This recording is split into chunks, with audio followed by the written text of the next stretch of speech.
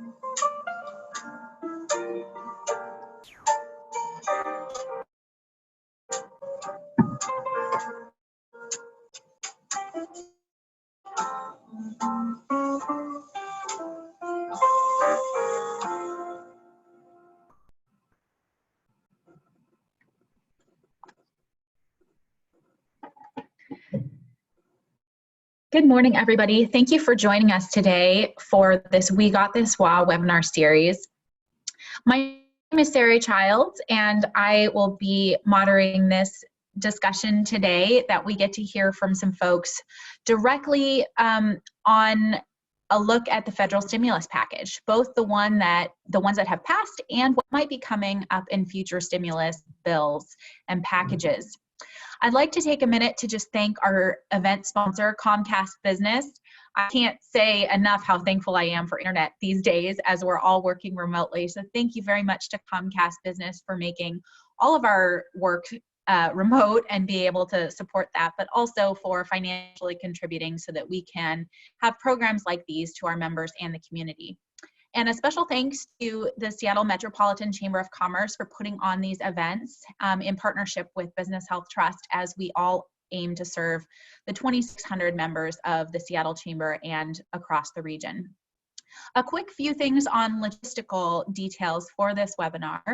First, this webinar will be recorded and available on the events page at the Chamber tomorrow. So you can go to the Seattle Metro Chamber website and download this and rewatch it or look at the slides at a later date. If you have a question for our speaker, please use the question and answer box. We will be answering questions throughout the presentation, and then we'll also be addressing questions at the end of the presentation. If you need help during the webinar, please use the chat box and we will do our best to assist you. Well, with that, I would like to welcome the team from Monument Advocacy.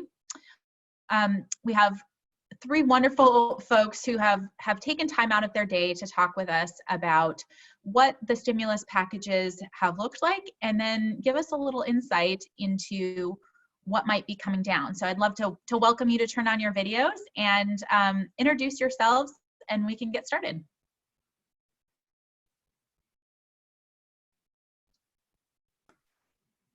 Hi. Hi, this is Thanks for joining us. Thanks so much. We really appreciate it. And thanks so much for having us today. This is Kimberly Ellis. Been at Monument Advocacy for about 8 years, and I primarily focus on tax, trade, and healthcare issues. So look forward to talking about a lot of those issues as it relates to the legislation that has passed and upcoming. TA? Yeah, this is TA Hawks. I've been at Monument about 5 years and joined from the Senate, where I was a chief of staff and a staff director on a committee. Thanks for having us. Great. And All right. All right, well, let's get started. I'll turn it over to you guys to walk us through what, understanding what's in the economic stimulus packages. Okay, and Lee, this is Matt McElvanna. I wonder if maybe you could turn on my video at some point too. It says you're controlling that. Anyway, my name's Matt McElvanna. I hope soon I will appear here as well. Just as an introduction, I am a former Obama administration official. Worked at USTR for the last 3 years of the Obama administration, and then worked in Washington state politics for a long time. About 10 years I worked for Senator Patty Murray, most recently as her communications director. So really excited to be here with the Seattle and the Seattle Metropolitan Chamber businesses that are on the line. We obviously appreciate how difficult a time this is for so many of you. And oh, there I am. And really want to thank you guys for taking the time. We know that the future of many of your businesses, the future of your employees are all on the line at this point, and we hope that this webinar can offer a little bit of an insight into what's going on in Washington, D.C. right now. This will be a little bit more of a broad overview of the politics and the policies. During the Q&A, maybe we can drill down into some of the things that folks are most interested in, but it's not a highly technical presentation, and it takes about a half an hour. So let me just switch to the next slide here. Oh. Sorry about that. So what we will cover today, there have been 3 phases thus far of coronavirus response from Congress.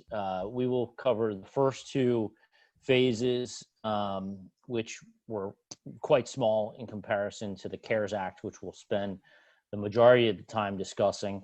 And then we'll discuss what potentially comes next. In Congress right now, there is what they're calling an interim package. We will refer to it as Stimulus 3.5 in the presentation. And then there are plans for a 4th phase of stimulus as well, and we'll look at that as well.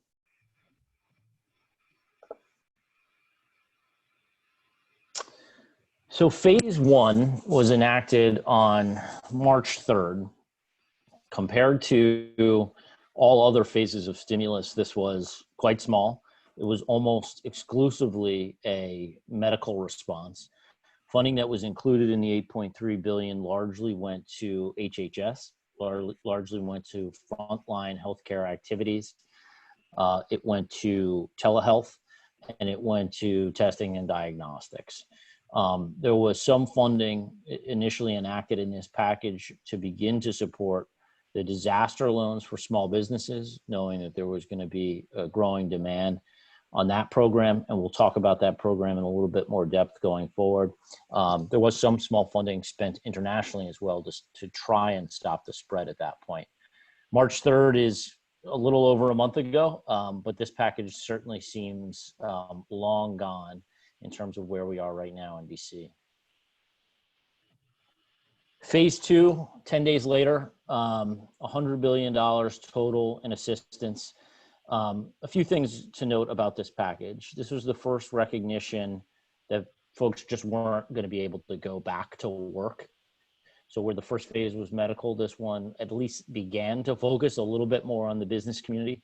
It included increases in unemployment, mostly to help states with the administration of the additional caseload and volume that they were going to get. It included further funding for testing, knowing that the demand on tests was going to increase. And then it included first real plus up for food banks through the SNAP assistance program. And that was $1.2 billion at that time. But I would say probably the biggest, most impactful and talked about component of this were the tax credits for employers offering sick leave and FMLA, and the requirement that businesses begin to provide, small businesses under 500 employees begin to provide a mandatory sick leave and FMLA. And my colleague Kimberly is just going to talk a little bit more in depth about that in the next slide. Thanks so much, Matt. Yeah, so as your businesses probably already are aware, phase 2 did require businesses under 500 employees to offer 2 weeks of paid leave for employees who cannot work due to COVID, whether that's being diagnosed themselves, awaiting diagnosis, or caring for a family member or child whose school is closed. And that is at full wages. And then it also it expands the Family Medical and Leave Act to cover an additional 10 weeks of paid leave, again, related to those COVID eligibility reasons. But Congress also recognizes that businesses needed cash to offset these costs of providing this paid leave. So it's offering tax credits to take against the employer portion of payroll tax liability. And if there's any funds remaining left over, the IRS can credit that back in terms of a refundable tax credit to the employer to help with that cash flow to provide the paid leave during this time. Importantly, this is also available to self-employed workers. And for those businesses under 50 employees that might have a difficult time providing this, the Department of Labor has issued guidance to allow for additional flexibilities related to these requirements. TA? But yeah, and so this is Matt, I'm just going to jump in. So by the time this phase was passed, phase 2, again, on March 18th, the stock market had begun to crater, and there was a realization in Congress that this was much too little and much too late. And that gets us to phase 3, which TA is going to talk through. Thanks. Yeah, and in phase 3, basically before phase 2 was even done, members of the Senate had decided, much more has to be done, to Matt's point.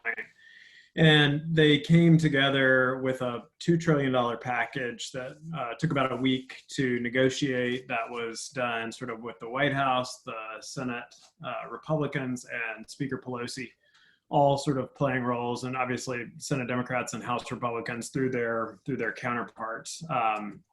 And some of the sort of thing to think about in the context of this package was, you see the vote there is 96-0 in the Senate and a voice vote in the House. This was when one member of the Senate had decided he had a positive COVID test come back, and a number of members self-quarantined.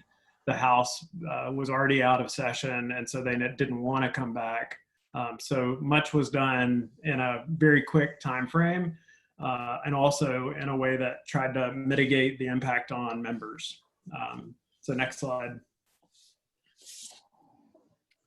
So one of the biggest provisions in the CARES Act in this phase 3 package was the Paycheck Protection Program listed here. It's obviously $349 billion meant to deal with businesses under 500 employees, but also included sole proprietorships and independent contractors. It was written in a way to specifically include them. These are loans that are backed by the federal government, but when SBA and the Treasury decided to put out rules and how this program could be used effectively and in a way to mitigate some of the run on cash, they decided that 75% of the amount is forgivable. 75% of the amount provided had to be used on payroll to be forgivable. And then anything above that, if there were amounts greater than 25% that were non-payroll uses for like mortgage, rent, utilities, that sort of thing, or even stock, that those would be, the loan would be a 2-year loan with a 1% interest rate. So tried to get to immediate needs and cash getting out the door. As of Wednesday, 3,600 lenders have processed 381,000 applications, totaling $100 billion. And this program has not been without its hiccups. Many of you may have tried to apply early on, and the website, the SBA website, continued to crash. They've done upgrades as much as they can and have tried to mitigate some of those issues. Next slide. For larger businesses, there was $500 billion included. This obviously deals with not only air carriers and cargo air carriers and businesses impacted by national security there, which will sound very familiar to you as a large Boeing presence. There were a number of other provisions that the Fed and the Treasury have been rolling out sort of over time in a way to enhance liquidity in the market. Just this week, yesterday, in fact, the Treasury approved the Main Street Business Lending Program, which used about $75 billion to leverage $600 billion in financing for medium-sized businesses. These are the ones from basically 500 to 10,000 employees, or companies with 2.5 billion in 2019 revenues. So this was their way of getting at the immediate cash needs of Main Street businesses and pumping liquidity into the market. There are also some dealing with municipals, and then other primary and secondary market corporate facilities that are using less money, but also still pumping money into the system and trying to shore up businesses that are hurting. Next slide. Thanks, TA. So Congress also provided some additional tax relief to try to help those businesses and provides for other options as well in terms of flexibilities. One is the Employee Retention Tax Credit. This is available to employers who, for whatever reason, do not participate in the SBA Paycheck Protection Program. And this is available to employers of any size, although there are some limits based on the first 100 employees and above. But this provides a 50% credit for wages paid for furloughed or reduced hour employees. And this is because the businesses had seen significant reductions in revenue due to COVID or a closure due to a public health requirement. So again, another option for businesses who are not able to access the PPP program to try to have some relief, at least on the tax side, for continuing to retain those employees and keeping them close to the business. The other tax provision that was provided to offer some relief for employers was deferring the employer side of the payroll tax liability. This is deferred through the end of 2020 and essentially have 2 years to pay that back. Also on the SBA side, for those small businesses who are eligible, they can apply for an economic injury disaster loan, including a grant of up to $10,000, which is supposed to go within 3 days of applying and qualifying for an EIDL. That system has had some problems, as you all may have experienced directly. I know they were working on it and hopefully that this program will be running a little bit more smoothly moving forward. But again, just another option for those businesses who this would work well for. Next slide. Expanded unemployment assistance. So this adds is, obviously we've got 17 million people who have filed for unemployment assistance. So Congress recognizes this as a huge need to try to continue getting this program working. It's a program that works both for the federal government and the states. People apply at the state level. So there is a lot of discrepancy in terms of how quickly benefits are getting out, depending on the state, and how much workers are getting also depends on some of the state rules and previous earnings. But Congress wanted to at least provide an extra bump up for workers who are filing unemployment, and that includes an extra $600 payment, and that will go on weekly, an extra $600 per week through the end of July. And they also expanded that employment program to include workers who are not traditionally qualified, including those who are self-employed, gig economy workers, contractors. And then additionally, for those employees who file for unemployment insurance and then exhaust their state benefits, there's an extra 13 weeks in unemployment for those workers. And so workers who were impacted because of COVID, they do not have to show that they're continuing to look for a job during this pandemic, and ultimately they can get up to 39 weeks of unemployment insurance. As we look to future legislation, which I know we're going to talk a little bit about later, certainly additional funding for the states to administer this unemployment insurance is something that Congress will be focused on as those numbers unfortunately continue to grow. Next slide. Thanks, Kimberly. So in terms of direct payments, I'm sure many of you guys on the call know the levels. So these are one-time checks, $1,200 for individuals up to $7,500. After that $7,500 cap, they begin to phase out by 5%. And I'll show you a chart here in just a second where you can kind of guesstimate the amount of your check if you qualify. And then $2,400 for those filing jointly with incomes up to $150,000, $500 for every child. Some of the tax groups that looked at this have said that about 90% of all Americans will get a payment. The big question is, though, when do you get the payment? And the Treasury Secretary said this week that they believe checks will start going out next week.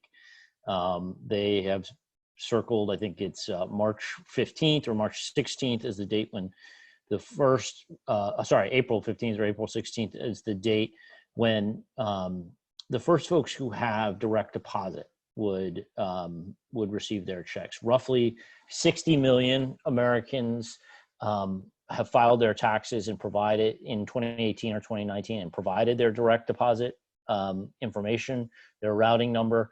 So those folks will be the early ones getting the check. The IRS has also said that they're going to set up a portal where taxpayers can go online and provide their direct deposit information if they want to. And it's important that they do. TurboTax and some of those companies have also said that they're going to set up portals, and it's important that they do because the folks that have direct deposit will likely get their checks far in advance of the people that don't. The Treasury Department has already said that those who will receive paper checks, those could be coming as late as August. So certainly some incentive to go on and provide direct deposit. Initially, there was some worry about Social Security recipients who don't many Social Security recipients who don't traditionally file tax returns because Social Security is their only income. Treasury has clarified that those folks will get checks as well. And then this is just the chart that I mentioned, and we will share this entire presentation with the chamber in case this is helpful for you, any of your employees or family members. Included in the CARES Act, there was also a number of important line items that bolster the social safety net and that respond to the healthcare crisis. Importantly, there was $100 billion in grants for hospitals. This is funding that has gone to a lot of the frontline hospitals in the hot spots like Washington State. It's also obviously gone to New York, Michigan, and other areas that are being hard hit. This is definitely an area where you're going to see additional calls for additional funding in future stimulus packages. There was funding for CDC in CARES, schools and universities. As the schools, including in the Seattle area, all transition to distance and online learning, a lot of the high schools in particular that were not set up for that need support. Some of that in the CARES Act, $30 billion. Transportation systems are seeing significant shortfalls from ridership. I'm sure that's the case in Seattle, certainly with the bus system. And there was a significant amount of funding in the CARES Act for that. There was also additional SNAP funding. I mentioned earlier that in phase 2, there was some SNAP funding. There's $15.5 billion to plus up SNAP in this package. And then there was additional state and local support. State budgets are being hit hard. They're operating on fumes, including in Washington State.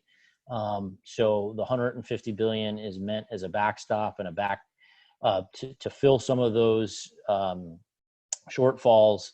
And that, again, we'll talk about in a second, as a place where Democrats at least are targeting for this next phase. So as we kind of get into, sorry, give me just one second. Scroll back there. Sorry, I just wanted to highlight this chart as well. This is a breakdown between what was provided in the CARES Act between grants and loans. So grants, you'll see kind of just direct payment on the left there. One of the biggest pots being obviously the payments and the checks that are going out. Unemployment was also at about $250 billion. On the right-hand side, the SBA loans are kind of a hybrid, obviously, because as TA talked about, 8 weeks of that is forgivable. So it's kind of a hybrid between a grant and a loan. Relative even split between grants and loans, and then the funding at the bottom was programmatic funding. These are government programs that are already funded that were just plussed up in the CARES Act. So what's next? I'm going to turn it back to TA to talk a little bit about what lawmakers are thinking at this point for phase 4. Yeah, so things can move quickly in Washington, and sometimes they don't. And we've seen over the last few days, there has been some quick action and quick stops as well. Yesterday, in the Senate, the Majority Leader McConnell brought up a bill that would, or basically try to pass by unanimous consent, which means nobody objects, a $251 billion increase to the PPP program at SBA. And that was opposed. There was a number of provisions that Speaker Pelosi and Senator Schumer proposed that be added to or modify that Republican proposal. And so I think right now what you'll see is a whole lot of negotiation going back and forth this weekend. The Senate and the House are both out of session, so they're not planning to come back until April 20th. And the way that they can pass this on both sides of the dome are to do it without any objectors. Which is a high bar in any day, much less for $250 to $500 billion being spent. The initial reaction from both Republicans and Democrats, just basically right after the phase 3, the CARES Act was passed, was Democrats saying we didn't do enough, Republicans saying let's wait and see what happens. So Matt and I will kind of walk through some of the other provisions that are also being discussed for this interim package, and then in the future for a next package too. Yeah, so for this interim package, as TA mentioned, Republicans brought kind of just a straight plus up of the PPP funding, $250 billion in additional funding. Democrats countered that. Their counter was that 125 of the 250 be basically kind of earmarked for women, minority-owned, veteran-owned businesses, kind of more traditional small businesses. They asked for an additional $100 billion for that healthcare funding that I had mentioned earlier. There was $150 billion for state budget shortfalls. I also talked through that. I think kind of important to note for you guys, you know, the members of the Senate Democratic leadership, at least, are from these hotspot areas. You know, you have Chuck Schumer from New York, you've got Dick Durbin from Chicago, and you've got Patty Murray from Washington State. That's been hit hard, and so they are really working to get some of that state and local funding included in this package. There's also an increase in SNAP benefits.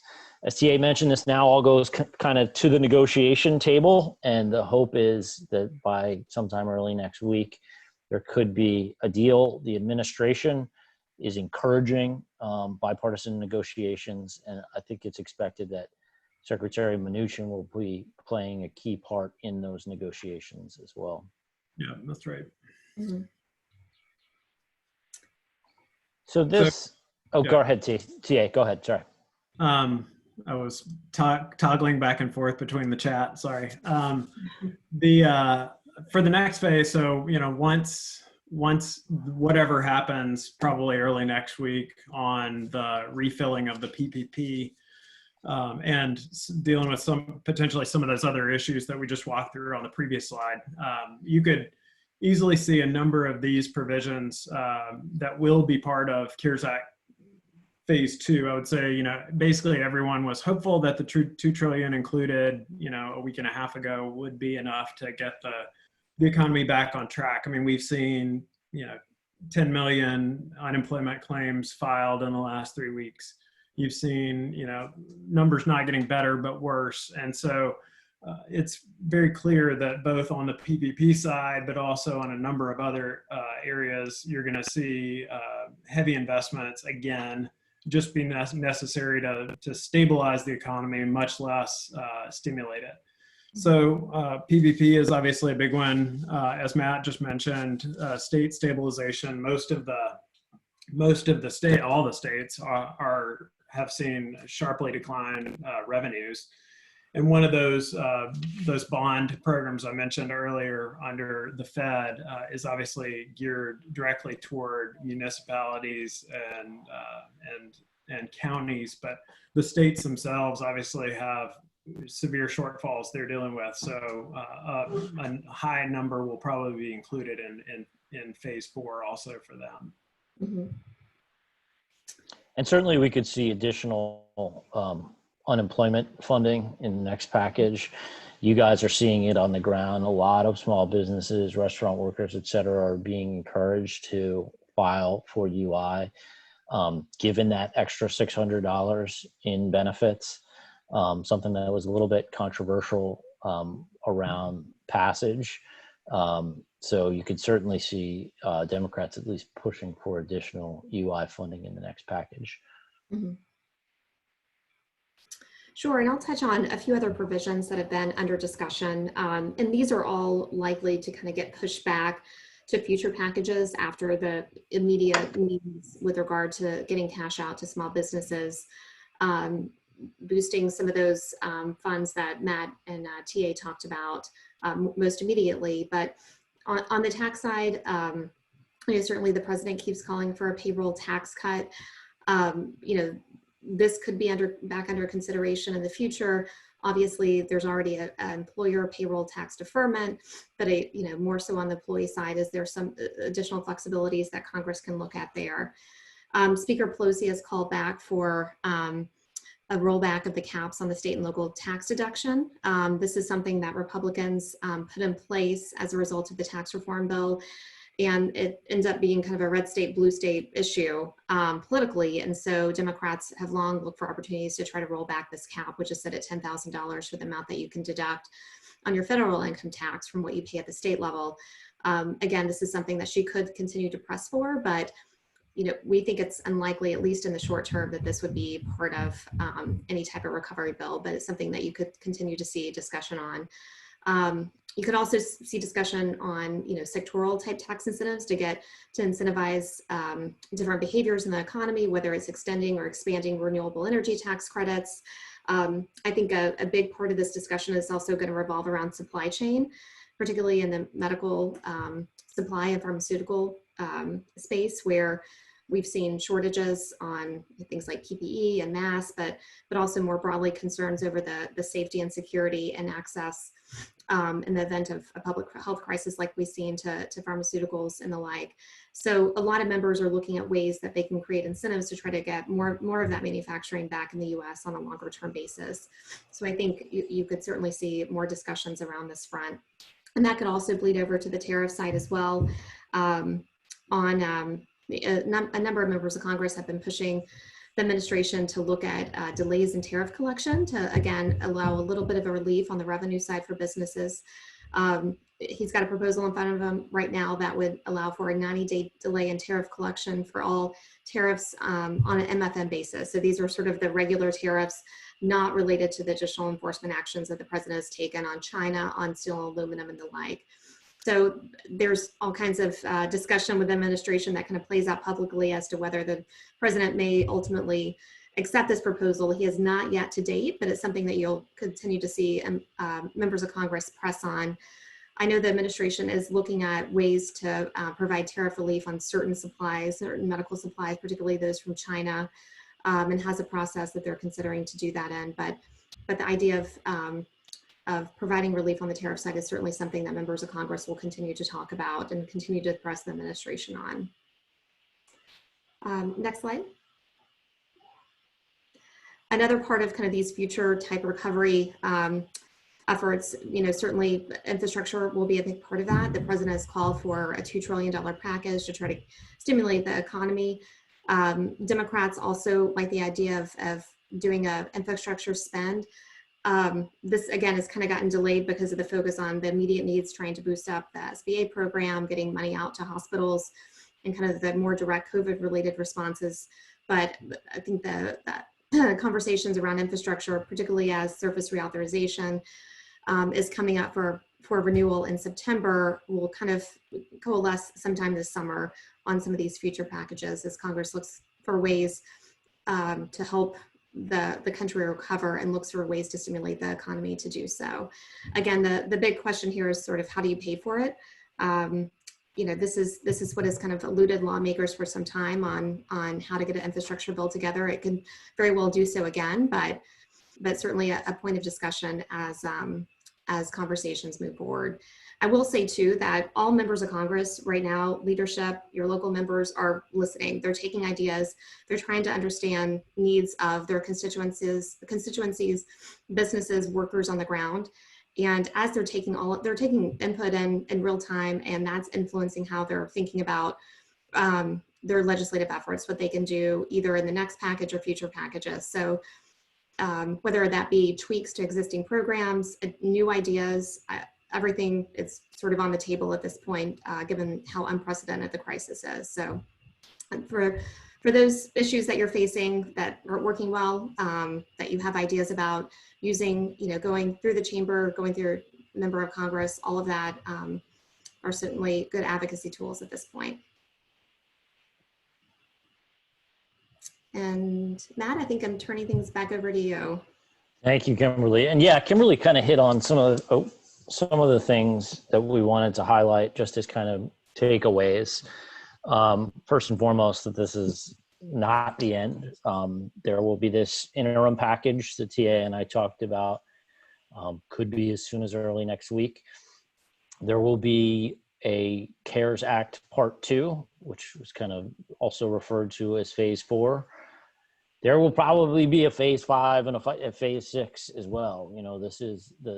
We haven't gotten to a phase where there is a true stimulus bill. These have largely been recovery bills to stop the bleeding. We haven't gotten to a bill, similar to the post-2008 recession stimulus that includes infrastructure, shovel-ready spending. So those kinds of ideas are still going to be generated, and you guys should keep in mind as Kimberly pointed out, that you'll want to funnel your ideas to members of Congress. Members of Congress are, as Kimberly said, really kind of shifting their offices to be constituent response operations. So, to the extent, that you can reach out to those members in addition to the chamber, now is the time to do it. And no time like the present to advocate as well. Everybody is listening. This is really the only thing in Washington, D.C. That anyone is paying attention to. So please make your voice heard. With that, I will turn it back over to the Seattle Chamber team, and we are happy to take any questions you guys have. Great, thank you, Matt. I really appreciate just you emphasizing the need for the feedback and input to our delegations, both here in the state and federally. For those on this webinar, please reach out to the chamber and let us know those pain points, those things that we can be advocating for. The chamber advocacy team is incredible. They have regular communications both federally and locally. So team, I have a couple questions. One, I was hoping that you could talk about the loan forgiveness piece on the PPP. What should we be expecting around the rules there? It seems a little fuzzy, clear as mud sometimes. So talk to us about what you might know around that.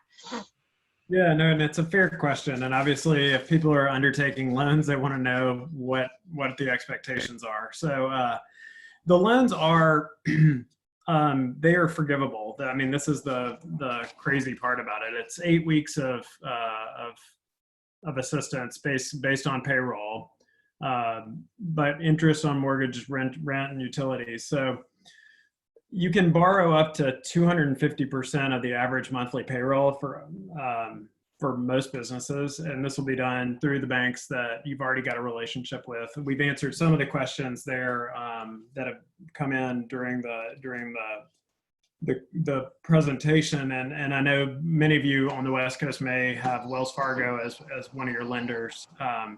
And Wells, both Kimberly and I realized after the fact have sort of addressed this with one question, but Wells Fargo, because of some of the issues they've had over the last couple of years, they had restrictions placed on them from the Fed.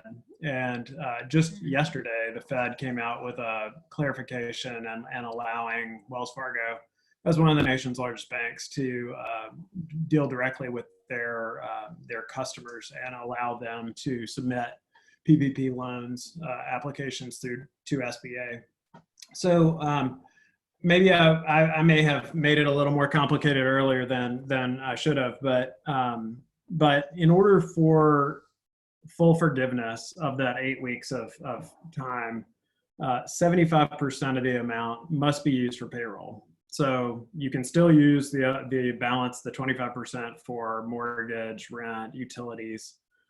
But basically everything up to 75, at least 75% has to be used. You can use 100% for payroll, but that is forgivable, and it's fully forgiven, at the balance at the end of June 30th, if you can show harm by coronavirus. And then, as I mentioned before, anything you use that's not forgivable, even if it's stock for a store, the rate is 2 years at 1%. So that loan would become due after 2 years of taking it from your lender. And it's also been just a really, you've got to remember, SBA is used to giving out $10,000 loans or $50,000 loans. They have, everybody is quick to say, hey, I've tried to submit my paperwork and it's not going through, and they're everybody is responding as quickly as they can, but it's super frustrating for businesses that have been told, hey, there's this new program you should think about applying, and then you try to do that and it doesn't work. But I understand over the last few days that SBA has gotten more of a handle alongside their banks and credit unions and others that are processing the paperwork. Yeah, I think one thing to just emphasize is, as I've talked with banks, they are expecting further guidance to be coming out from SBA over the next few weeks too. They're really focused on, okay, what were the rules? What are the rules for how to apply, how to get the funding out? And then they'll be shifting to that loan forgiveness. So for those that have asked questions on this, this is something that the Chamber is tracking very carefully, and we will provide whatever resources and guidance that we get, and possibly a future webinar topic as well, as the forgiveness piece will be very important. Another question, could you, at the beginning of the conversation, I think, Kimberly, you were talking about the mandatory sick leave, 2 weeks. Right. Could you talk more about what exactly the requirement is for employers, and when did that go into effect? Yeah, it is in effect now, and this was part of the phase 2 bill. So that was passed maybe about a month ago, I believe. I'd have to check on the exact date. But again, this is it goes back to the beginning of the corona crisis, and is in effect now. But employees are required to provide 2 weeks of paid leave at 80 hours, and it's prorated based on the employee is a full-time worker. It's at 80, part-time, it's at a prorated amount. And it's on top of whatever paid or sick leave the employer already provides. So if the employer already provides 2 weeks, the employee doesn't have to use that because of the coronavirus. And this is, again, eligibility includes employees who are subject to a quarantine or isolation order due to COVID, who's been advised by the healthcare professional to self-quarantine, who's waiting diagnosis, or who's caring for a family member or a child whose school is closed. And so employees who are eligible for the additional paid sick leave, it's at full wages, but in order to get the offsetting costs, an employer does not have to pay more than $511 per day, or $5,110 in the aggregate. And again, if they can certainly pay more than that, but in terms of what the federal government would provide in a refundable tax credit up to 100% of the amount, it's capped at $511 per day. And for those employees who are caring for a family member or child, it's 2/3 wages. And so it gets a little complicated in terms of how they administer it, but the Department of Labor has issued guidance for those employers who need to meet these requirements. And it's for employers with fewer than 500 employees. For those employers that have fewer than 50, the Department of Labor has issued guidance that could allow them to opt out of some of these requirements. And again, they put it at 500 because I think about 90% of employers with employees over 500 already offer similar benefits in terms of paid and sick leave. So the idea is that, those kind of smaller to mid-sized businesses still need to be able to offer paid sick leave, but a recognition that the government needs to assist them to do so in the form of the refundable tax credits.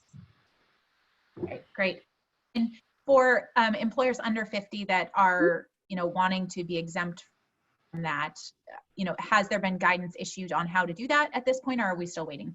Yes, I think I don't have the guidance in front of me, but employers with fewer than 50 just should go to the DOL and look at the guidance on their website. I think it's a pretty broad exemption, but if there's additional questions, we can certainly follow up on that.